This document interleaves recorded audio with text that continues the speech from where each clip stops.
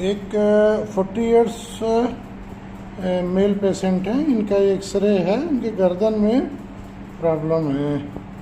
आप देख सकते हैं कि थोड़ा सा डेविएशन है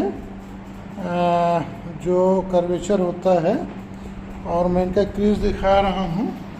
देखिए इनका इस तरह से ये क्रीज है। तो ये क्रीज भी इंडिकेट करता है कि सर्वाइकल की प्रॉब्लम है और सर्वाइकल स्पाइन का जो प्रॉपर कर्वेचर है वो डिस्टर्ब हो रहा है।